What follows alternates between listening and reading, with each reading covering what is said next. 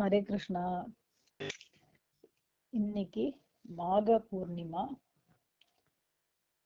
மாக மாசம், மாசி மாசம் பௌர்ணமி. இன்னைக்கு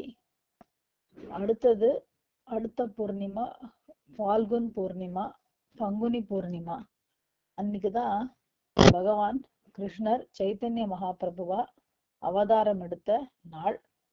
கௌர பூர்ணிமா உற்சவம்னு பிரபாதமா எல்லா இடத்துலயும் கொண்டாடப்படுறது மகாபிரபு ஜெயந்தி. ஸோ இந்த கௌர பூர்ணிமா வர்றதுனால நம்ம பகவான் ஸ்ரீ கிருஷ்ண சைத்தன்யருடைய லீலைகளை பத்தி நம்ம பெட் டைம் ஸ்டோரிஸ்ல பார்க்கலாம். முதல்ல கிருஷ்ணர் ஏன் சைத்தன்ய மகாபிரபுவா அவதாரம் கலியுகத்துல எடுத்தார், அதற்கு என்ன காரணம் அப்படிங்கறத நம்ம பார்ப்போம். இந்த ஒரு டிஸ்கிரிப்ஷன், அதாவது மகாபிரபுவுடைய அவதாரம் கிருஷ்ணர் ஏன் அந்த அவதாரம் எடுத்தார் அப்படிங்கிற இந்த லீலை சைத்தன்ய மங்கள் அப்படிங்கிற புஸ்தகத்துல விரிவா எழுதப்பட்டிருக்கு. ஒரு சமயம் நாரதர் திரிலோக சஞ்சாரி இல்லையா, கலியுகம் வந்துன்னு இருக்கு அப்படிங்கிறத பார்த்துட்டு அவர் ரொம்ப கவலைப்பட ஆரம்பிச்சிட்டார். ஏன்னா தர்மத்துக்கு 4 கால்கள். என்ன அப்படின்னா சத்தியம், தயை, சுத்தம், சௌச்சம், அப்புறம் தவம், ஆஸ்டெரிட்டி. இதெல்லாம் 4 கால், தர்மத்துடைய 4 கால்கள். இது துவாபர யுகத்துல 3 ஆச்சு, திரேதா யுகத்துல 3 ஆச்சு, துவாபர யுகத்துல 2 ஆச்சு, அப்புறம் கலியுகத்துல இப்ப ஒண்ணுதான் இருக்கு. அப்படின்னா அதர்மம் தலையெடுத்து ஆடின்னு இருக்கு. சோ கலியுகத்துடைய நிலைமை என்னன்னு பாக்குறதுக்காக நாரதரே வர்றதா பூமிக்கு. ஆனா அவர் வீணைய வாசிச்சுண்டு அற்புதமா ஹரிநாம சங்கீர்த்தனத்தை பண்ணிட்டு போனா கூட மக்கள் யாரும் அத செவி கொடுத்து கேட்கல. அவரையும் ஒரு பெருசா பொருட்படுத்தவும் இல்லை. இப்படி இருந்துன்றத பார்த்துட்டு ரொம்ப கவலைப்படுறது அவர். இப்படியே போச்சுன்னா இந்த கலியுகத்துல இருக்கிற ஜீவன்களோட கதி என்ன ஆறுது, இவாளுக்கெல்லாம் எப்படி ஒரு உத்தாரணம், இவாளா எப்படி பகவானை திருப்பி அடைய போறா, அதுக்கு ஒரு மார்க்கம் வேணுமே, இவாளை என்ன பண்றதுன்னு யோசிச்சுட்டு அவர் ரொம்ப அவருக்கு பெரிய மகான் இல்லையா. அதுவும் நாரதர் எப்படிப்பட்டவர்களா கருணை பண்ணினார். ரத்னாக்கர்ங்கிற வேடுவனுக்கு, அதுக்கப்புறம் வால்மீகி. சோ இவாளை எந்த இடத்துல இருந்தவாளை எந்த இடத்துல கொண்டு உட்காந்து, அப்படிப்பட்டவர் அவர் ரொம்ப கவலைப்படுறார். அப்ப அவர் முடிவு பண்றார், அதாவது பகவானே அவதாரம், கிருஷ்ணரே அவதாரம் எடுத்தால் ஒழிய இதுக்கு ஒரு தீர்வு காண முடியாது, இதுக்கு ஒரு தீர்மானம் எடுக்க முடியாது. அப்படிங்கிறதுக்காக நேரா அவர் என்ன பண்றார், புறப்பட்டு துவாரகைக்கு போறார். எப்படி போறார் அப்படின்னா முகம் முழுக்க கவலையோட, கண்ணெல்லாம் செவந்துண்டு, அழுத விழியா இந்த மக்களுடைய துயரங்கள் எல்லாம் பார்த்து கவலைப்பட்டு, என்ன துயரம் அப்படின்னா சாப்பாடுக்கோ இல்லைன்னாக்கா துணிக்கோ பஞ்சத்துல கஷ்டப்படுறாங்கிறது இல்ல, பக்தி பஞ்சமா போயிடுது.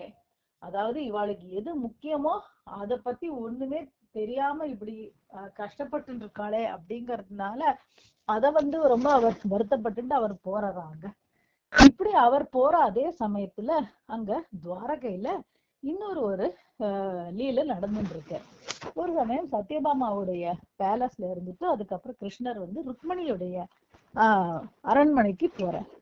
அப்ப ருக்மணியுடைய அரண்மனைக்கு போன உடனே ருக்மணி ரொம்ப அழகா கிருஷ்ணரை வரவேற்கிற நக்னஜிதி அவளும் இருக்கா. அந்த நக்னஜிதிங்கிறது இன்னொரு பட்டத்து மகிழ்ச்சி. எல்லாருமா கிருஷ்ணருக்கு பூவெல்லாம் போட்டு நல்ல வெல்கம் எல்லாம் பண்றா. அதுவே ரொம்ப சிறப்பு. அதாவது துவாரகையில பகவான் ஒரு நாளைக்கு வீட்டுக்கு வரும்போது ஒரு பெரிய வெல்கம் ப்ரோக்ராம் அந்த மனைவிகள்லாம் பண்ணுவாளாம், பட்ட மகிழ்ச்சிகள்லாம். அப்புறம் மொள்ளமா கிருஷ்ணர் அந்தப்புறத்துல போனோன்னா ருக்மணி உட்கார்ந்துட்டு பகவானுடைய திருப்பாதத்தை தன்னுடைய கரத்துல எடுத்து வச்சுட்டு அவ கண்ணுல இருந்து சூடா தண்ணி வருது. அதுக்கப்புறம் ருக்மணி வருத்தப்படுறா, அழறாங்கிறது தெரிஞ்சு போயிடுது. அதுக்கப்புறம் ருக்மணி ரொம்ப பக்தியோட உச்சக்கட்டத்துல பேச ஆரம்பிக்கிறா.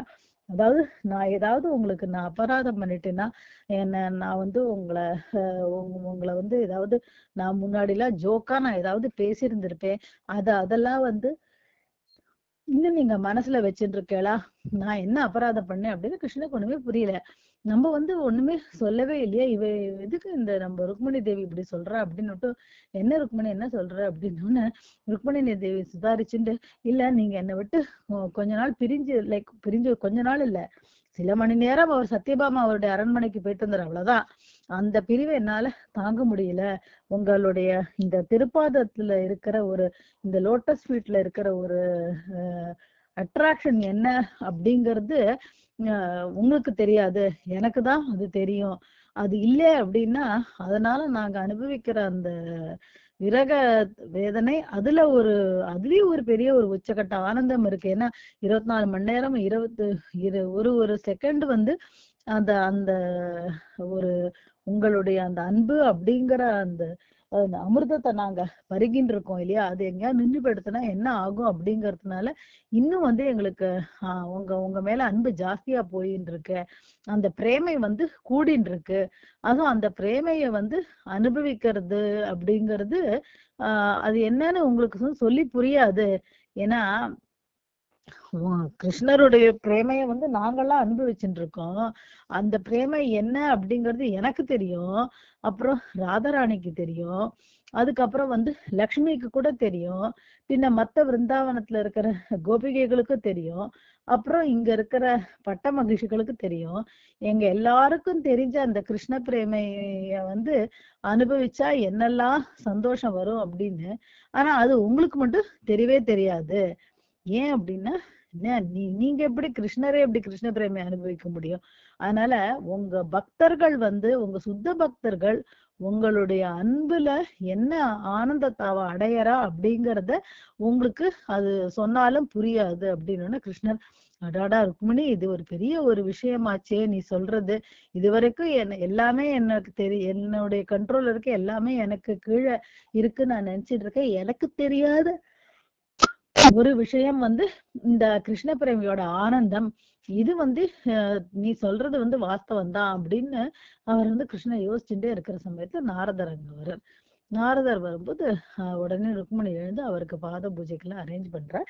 அப்ப கிருஷ்ணர் பாக்குறாரு, ஏன் நாரதரே, உங்க முகம் வந்து எப்போது பிரசன்ன வதனமா இருக்கும், எப்போது சந்தோஷத்தோட நீங்க பாடிட்டு வருவேள், இன்னைக்கே உங்க மூஞ்சி வந்து வாடி இருக்கு, கண்ணெல்லாம் செவந்து இருக்கு அப்படின்ன உடனே பகவான்கிட்ட சொல்ற, உங்களுக்கு தெரியாததா, நீங்க எல்லாத்துக்கும் அந்தர்யாமி தானே, உங்களுக்கு உங்களுடைய ஆஹ் ஒரு சம்மதம் இல்லாம ஒரு அணு கூட நகர முடியாது அப்படின்னு தானே இருக்கும்போது நான் வந்த காரணம் உங்களுக்கு தெரியாதா?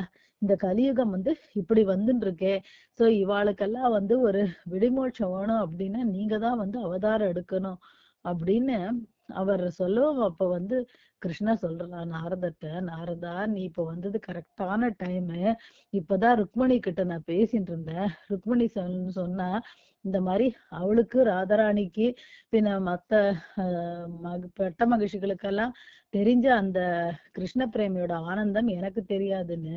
அதனால நான் முடிவு பண்ணிருக்கேன், இந்த கலியுகத்துல நான் வந்து என்னுடைய ஒரு பக்தனாவே வந்து அந்த பக்தியோட ஆனந்தத்தை நான் அனுபவிக்கிறதுக்காக நான் வரப்போறேன். நான் ஒரு பக்தனா வந்து ஒரு ரோல் எடுத்துட்டு நான் வரப்போறேன். அது மட்டும் இல்லாம அந்த ஆனந்தத்தை நான் மட்டும் அனுபவிக்காம அதை எல்லாருக்கும் வாரி கொடுக்க போறேன். அப்படி நான் வந்து எல்லாருக்கும் அந்த கிருஷ்ண பிரேமை அப்படிங்கிற அந்த ஆனந்தத்தை வாரி கொடுக்கும்போது இந்த உலகமே எல்லாமே அந்த பிரேமையில வந்து சந்தோஷமா இருக்கும்போது, அப்ப நீ நினைக்கிற இந்த அதர்மத்துக்கு இடம் எங்கப்பா அப்படின்னு பகவான் வந்து சொல்லிண்டே டக்குன்னு கிருஷ்ணர் வந்து ஷியாம வர்ணமா இருந்தவர் டகால்னு ஒரு தங்க கலர்ல ராதாராணியுடைய அந்த பாவத்துல அவர் உடம்பே வந்து கோல்டன் கலர்ல கௌரங்கரா மாறிடுறார். அந்த கௌரங்க மகாபிரபுடைய ரூபத்தை முதல்ல பகவான் அவதாரம் எடுக்க போறார், எடுத்தா இப்படிதான் இருப்பார் அப்படின்னு அந்த முதல்ல பார்த்தவர் யாரு அப்படின்னா நாரதர் தான். சோ அப்படி பார்த்து பகவான் வந்து காட்டுற, இப்படிதான் வந்து கிருஷ்ணர் முதல்ல அவருடைய சைத்தன்ய மகாபிரபுவா அவர் வரப்போறத பத்தி அவரே சொன்ன ஒரு விஷயம் இது. ஹரே கிருஷ்ணா கிருஷ்ண கிருஷ்ணா ஹரே ஹரே, ஹரே ராம ராம ராம ஹரே ஹரே.